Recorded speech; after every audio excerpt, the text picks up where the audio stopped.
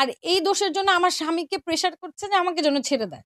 রাজশাহীতে আওয়ামী লীগ কর্মী স্ত্রী বিনা মজুমদারকে তালাক দিতে যুব দলের নেতাকর্মীরা ব্যবসায়ী মিজানুর রহমানকে চাপ প্রয়োগ করেছেন বলে অভিযোগ পাওয়া গেছে। মিজানুর রহমান তাদের কথা মতো স্ত্রীকে তালাক না দেওয়ায় তাকে মারধর করা হয়েছে। রাজশাহী মহানগরীর চন্দ্রিমা থানার হাজরা পুকুর এলাকায় শনিবার সন্ধ্যায় এ ঘটনা ঘটে। ভুক্তভোগী মিজানুর রহমান ও বিনা মজুমদার দম্পতি মহানগরীর হাজরাপুকুর মহল্লার বাসিন্দা। বিনা মজুমদার গৃহিণী এবং শাহ মখদুম থানা আওয়ামী লীগের কর্মী। 2013 ও 2023 সালে সিটি কর্পোরেশন নির্বাচনে 19, 20 ও 21 নম্বর সংরক্ষিত ওয়ার্ডে কাউন্সিলর পদে নির্বাচন করেছিলেন তিনি। তবে দুইবারই তিনি হেরে যান।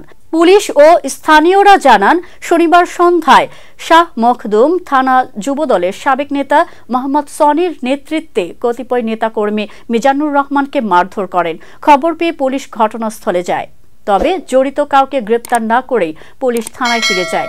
এ বিষয়ে নগরীর চন্দ্রিমা থানার অফিসার ইনচার্জ মতিয়ার রহমান বলেন, কেউ অভিযোগ করলে তদন্ত করে আইনগত ব্যবস্থা নেওয়া হবে।